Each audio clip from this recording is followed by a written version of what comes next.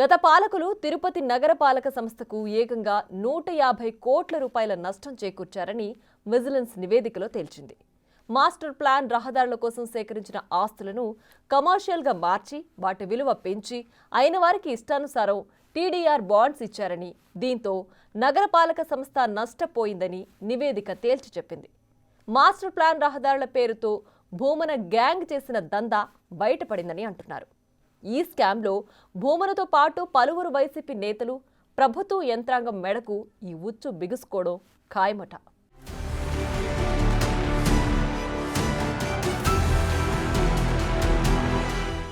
గత ప్రభుత్వంలో వైసీపీ పాలకులైన వారికి ఇష్టానుసారం ప్రభుత్వ ధనాన్ని దోచిపెట్టారు. వివిధ పథకాలతో తమ వారికి అయాచిత లబ్ధి చేకూర్చారు. దీంతో పాటు తాము లబ్ధి పొందారు. ఈ విధంగా జరిగింది తిరుపతిలో మాస్టర్ ప్లాన్ రహదారుల నిర్మాణం. మొత్తం మాస్టర్ ప్లాన్ రహదారుల్లో ఏకంగా 104 రహదారుల నిర్మాణం చేయాలని ప్రతిపాదనలు చేశారు. 2003 సంవత్సరం చివర్లో హడావిడిగా నిర్మాణం పనులు నెత్తికెత్తుకున్నారు.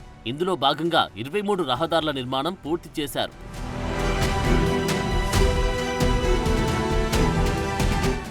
అయితే వాటి కోసం 1389 ఆస్తులను సేకరించారు.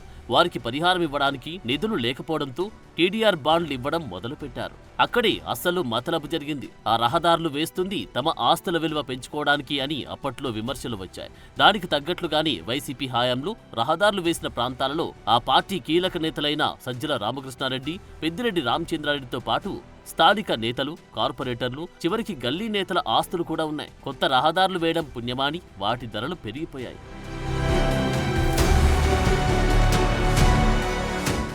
ఇక అదే సమయంలో సదరు నాయకులు తమ ఆస్మదీయులకు న్యాయం చేయాలని భావించారు. అందులో భాగంగా రెసిడెన్షియల్ ఏరియాలను సైతం కమర్షియల్గా మార్చివేశారు. అందుకుగాను తమ వారితో అప్పటికప్పుడు రహదారి వేస్తున్న ప్రాంతాలలో కమర్షియల్ షెడ్స్ వేయించడం లాంటి కార్యకలాపాలు చేయించారు. చిన్నపాటి హోటల్స్ పెట్టించారు. వాటిని చూపించి ఆ ఏరియా మొత్తం కమర్షియల్ లెక్కలతో రికార్డులు తయారు చేయించారు. ఆ విధంగా వారు చేయడంతో పెద్ద ఎత్తున నగరపాలక సంస్థ ఖజానాకు నష్టం వాటిల్లింది. దానికి తోడు రిజిస్ట్రార్ కార్యాలయంలో అధికారులతో మార్కెట్ వాల్యూ పెంచి అంచనాలు వేశారు.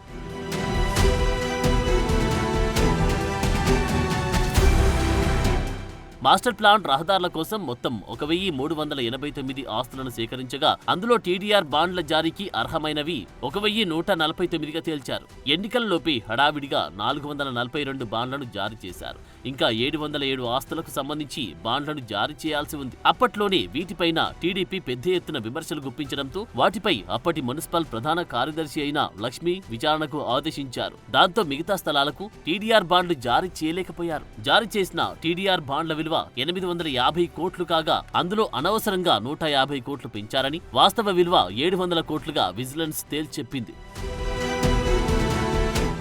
మొత్తం వ్యవహారంలో కీలక పాత్ర పోషించింది మాజీ ఎమ్మెల్యే భూమన కరుణాకర్ రెడ్డేనంట. భూమనతో పాటు ఆయన కుమారుడు మాజీ డిప్యూటీ మేయర్, గత అసెంబ్లీ ఎన్నికల్లో పోటీ చేసి ఓడిపోయిన భూమన అభినయ్ రెడ్డితో పాటు అప్పట్లో పనిచేసిన నగరపాలక సంస్థ కమిషనర్ హరిత, టౌన్ ప్లానింగ్, నగరపాలక సంస్థ రెవెన్యూ అధికారులు దందా మొత్తం నడిపించారని అంటున్నారు. భూమన కరుణాకర్ రెడ్డి పర్సనల్ గా తీసుకుని నడిపించిన ఈ తతంగంలో ఎవరి వాటాలు వారికి ముట్టాయంటున్నారు. మొత్తం వ్యవహారంపై విజిలెన్స్ విచారణ జరుగుతుండడంతో మరింతమంది పాత్ర బయటపడే అవకాశముందట. దీనికి సంబంధించి తమ కంటే రిజిస్ట్రేషన్ శాఖ సిబ్బంది ప్రధానంగా ఇరుక్కుపోతారని, తమకేమీ నష్టం లేదని తిరుపతి టౌన్ ప్లానింగ్ అధికారులు అంతర్గత సంభాషణల్లో అంటున్నారట. మొత్తం మీద మున్సిపల్ శాఖ సైతం దీనిపై అనంతపురం ఆర్జేడీ విశ్వనాథ్ ఆధ్వర్యంలో ఎంక్వైరీ చేయించింది. ఆ నివేదిక కూడా బయటపడితే ఆ కుంభకోణంలో తిమింగలాలతో పాటు చిన్నా చితకా చేపల బాగోతం కూడా బయటపడుతుందంటున్నారు.